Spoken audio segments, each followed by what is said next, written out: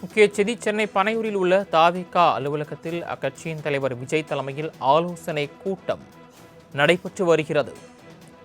சென்னை பனையூரில் உள்ள தாவேகா அலுவலகத்தில் கட்சியின் ஆலோசனை கூட்டம் நடைபெற்று வருகிறது. முதற்கட்ட வேட்பாளர்கள் பட்டியல் நாளை வெளியிடப்பட உள்ள நிலையில் நிர்வாகிகளுடன் தற்போது அக்கட்சியின் தலைவர் விஜய் முக்கிய ஆலோசனையில் ஈடுபட்டு வருகிறார். காங்கிரஸ் உள்ளிட்ட பல்வேறு கட்சிகளில் இருந்து பலர் விஜய் முன்னிலையில் தற்போது தாவேகாவில் இணைய உள்ளதாகவும் தகவல் வெளியாகியிருக்கிறது. காங்கிரஸ் உள்ளிட்ட பல்வேறு கட்சிகளில் இருந்து பலர் விஜய் முன்னிலையில் அக்கட்சியில் இணைய இருப்பதாக தகவல் வெளியாகியிருக்கிறது. சென்னை பனையூரில் உள்ள தாவேகா தலைமை அலுவலகத்தில் அக்கட்சியின் தலைவர் விஜய் தலைமையில் ஆலோசனை கூட்டம் நடைபெற்று வருகிறது.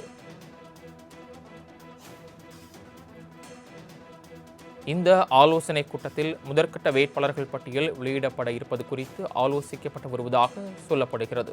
கூடுதல் விவரங்களை செய்தியாளர் நௌசாத் வழங்க கேட்கலாம். நௌசாத், விவரங்கள். வணக்கம் சரவணன். தற்போது தாவேக தலைவர் விஜய் தலைமையில ஒரு ஆலோசனை கூட்டம் பனையூர் கூடிய அலுவலகத்துல நடைபெற்று வருது. இந்த அலுவலகத்துல ஏற்கனவே முதல் கட்ட வேட்பாளருடைய பட்டியலை வெளியிடுவது தொடர்பாக ஒரு ஆலோசனை நாளை வெளியிடுவதாக ஒரு தகவல் வெளியானது. இந்நிலையில் அது தொடர்பாகவும் ஏற்கனவே அந்த வேட்பாளருடைய அபிடவிட் தொடர்பாக ஆலோசனை, அதாவது அதுக்கான நகல்களை பரிசோதிக்கும் பணியை தொடர்ந்து நிர்வாகிகள் மேற்கொண்டு வந்தனர். இந்த அது தொடர்பாக விஜய் தலைமையில் தற்சமயம் ஆலோசனை மேற்கொண்டார்கள்.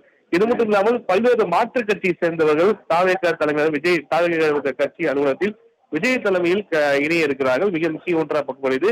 பல்வேறு காங்கிரஸ் நிர்வாகிகளையும் மற்றும் செல்வம் நேற்றே குறிப்பாக காங்கிரஸ் வெளிவந்திருந்தார். அவரும் நிர்வாகிகளை அழைத்துக் கொண்டு கட்சியில் இணைய இருப்பதாக தகவல்கள். மேலும் மிக முக்கிய நபர்கள் காங்கிரஸ் இணைகிறார ஒரு கேள்வியும் வந்திருக்கிறது.